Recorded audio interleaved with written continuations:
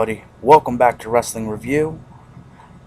I am here to do my review on CZW's Proving Grounds that took place May 11th, 2013 at the Flyer Skate Zone in Voorhees, New Jersey.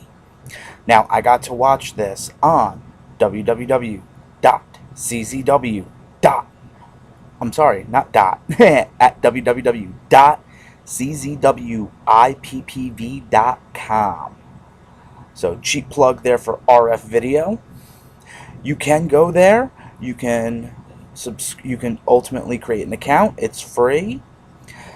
You just have to pay for the rentals of the iPay-per-views and the DVDs, which is great. You get them for 14 days. If you watch the live iPay-per-view, you get it for 14 days afterwards.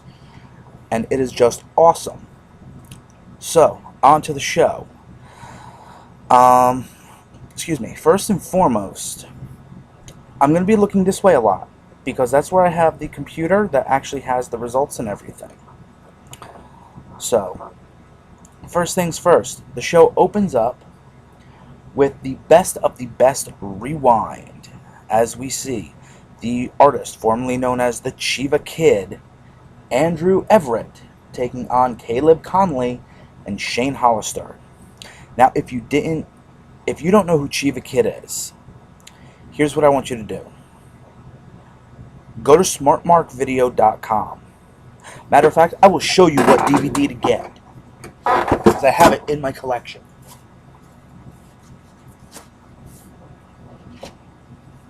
You will go and you will pick up this DVD right here, National Pro Wrestling Day. Okay? And right there, you see Eric Royal, Chiva Kid.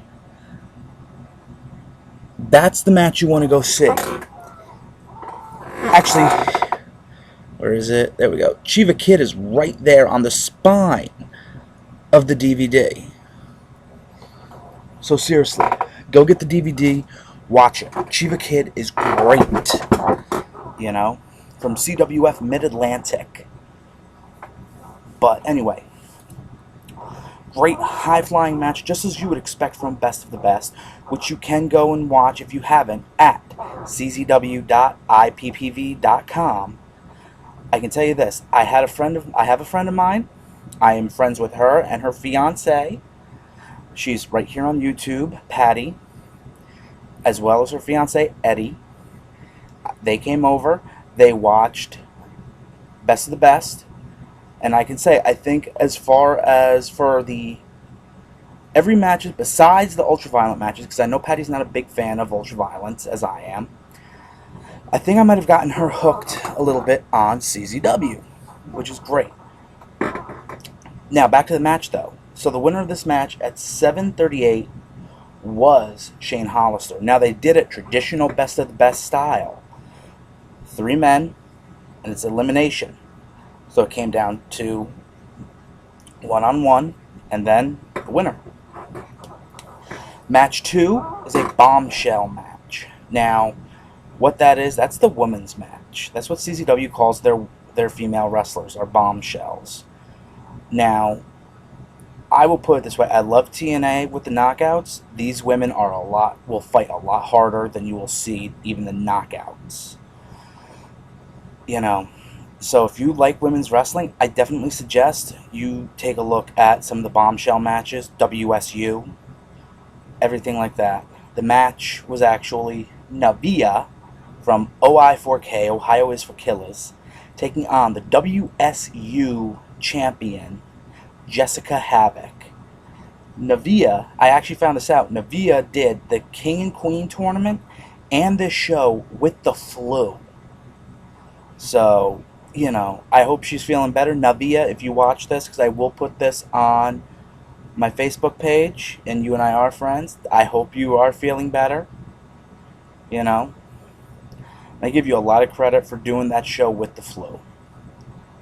She ended up beating Jessica Havoc at 5:17. Next, match 3, we go to the CZW World Tag Team title match. As the challengers, the Beaver Boys, John Silver and Alex Reynolds, took on the team of Blackout, the Black G's, and Ruckus with Robbie Marino. They are the champions. I personally am not a huge fan of Blackout, or at least this Blackout. I miss the old Blackout where it was Ruckus, Sabian, Joka, and Eddie Kingston with Chrissy Rivera in their corner and Robbie. You know, to me, this is a poor substitution for the Blackout I remember and the Blackout I love to cheer. But the Blackout retained their titles at 10 minutes and 25 seconds. Next, we go to the grudge match of the night, as it was Joe Gacy versus Matt Tremont. Now, this match, first off, let me tell you something, ended in a no contest, which is a rarity for CZW. But I'm hoping that they take this because now both men are in Tournament of Death. And I am hoping, if they do it the way I can see them doing it, they are not in the same bracket round 1. They don't even meet in the semis. I hope they meet in the finals. And if they do, Hyde, if you watch this, I am asking for an ultra-violent dog collar match because of what happened. If that don't happen at Tournament of Death, let it happen at either New Heights or take it in to Tangled Web and let them go into the Tangled Web together. So, the next match ended up being match 5. This the Wild-Eyed Southern Boy, Tracy Smothers, versus Gregory Excellent. Pure comedy match. What else can I say about it? Comedy spots everywhere. You know, I know watching Tracy from Juggalo Championship Wrestling, where he's known as the Smotherfucker. And, you know, I personally just love watching his, excuse me, a lot of his matches. But Greg did win at 9:51. Next, we go into match 6. Now, this was originally supposed to be a one-on-one match, but somebody made a surprise reappearance into the combat zone. It was originally supposed to be Drake Younger choosing either Lucky 13 or Danny Havoc to take on. But as Drake got into the ring, an old friend decided to pop up and say hello. Scotty Vortex decided to pop in, and now they've reformed the Naptown Dragons, and the match became the Nation of Intoxication. Danny Havoc and Lucky 13 taking on the Naptown Dragons of Scotty Vortex and Drake Younger. This is everything you'd expect from a match like this. High-flying, hard-hitting, strong style, and lucha libre at its best. 4 men who have gone to Japan and back have learned a lot of stuff from Noah, Dragon Gate, Big Japan. 4 men who can go in there and do death matches plus straight wrestling. So it ended up being an awesome match. I honestly say there's 3 matches on this show that, in all reality, if you get the iPay-per-view, these 3 matches are worth it. And in all reality, it's the opening match, this match, and the main event. Okay. The Naptown Dragons did end up winning at 9 minutes 22 seconds. Now we go into intermission. During intermission, if you do get the iPay-per-view, you'll notice that they actually play a match from England with Fight Club Pro, where it ends up being Danny Havoc. No, not Danny Havoc. Sami Callihan versus DJ Hyde, which was something I believe leading up to the main event. I watched it. I definitely want to get the DVD because apparently it was a deathmatch tournament. So, yeah, anybody who knows me knows how much I love death matches, so I definitely want to get it. But, we come back from intermission, and Pepper Parks and Cherry Bomb are in the ring doing their shtick, going over, the obesity and everything like that, telling the people they need to lose weight. Who comes out but Ohio is for Killers, Jake Crist. Now, these two wrestled earlier in the night, round one of the King and Queen tournament against each other. As Pepper Parks teamed with Cherry Bomb, and Jake Crist teamed with his wife, Navia. Jake Crist ended up winning via countout, 4 minutes and 22 seconds. Wasn't really that great of a match. Once again, it's a whole thing. A CZW match really ending by countout. Next, we go in to match number 8, a 6-man tag team match, as we have Four Loco of Alex Colon, Bandito Jr., and Azriel with Chrissy Rivera as they take on the Wired TV champion, AR Fox, Shane Strickland, and Tommy Dreamer. Again, hard-hitting, high-flying.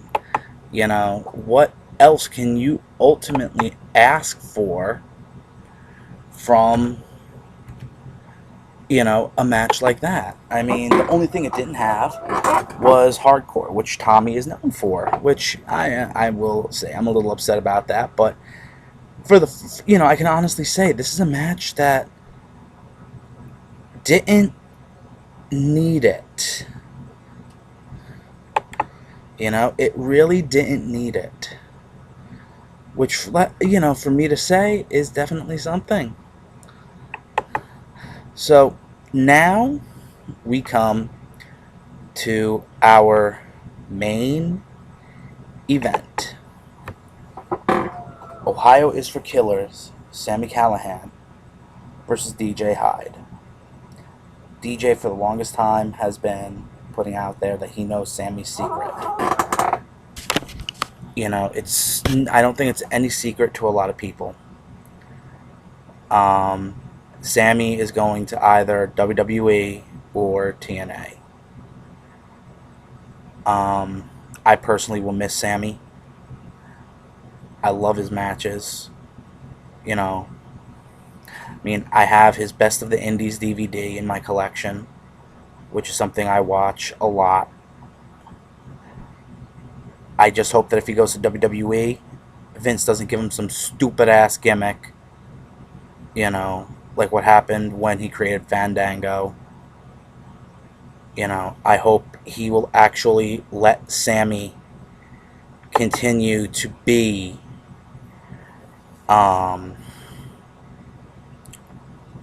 the Death Machine.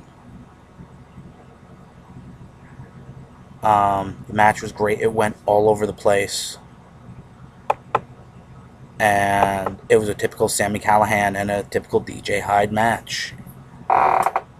Sami did end up winning at about 20 minutes. Match literally went God knows how long. Only reason I put 20 minutes even is the feed ended. But I know from watching it beforehand, the infamous words Sami said onto the microphone. Took the mic, he said, "I'm sorry. I love you. Thanks for everything." I've heard a lot of wrestlers say that in my time, but I honestly think Sami means it. I know from getting to talk to him, he loves CZW. He loved the fans of CZW. Not many wrestlers can say that. Sami will definitely be missed. And, what else can I say? To the Death Machine, Sami Callihan. We're going to miss you, Sami.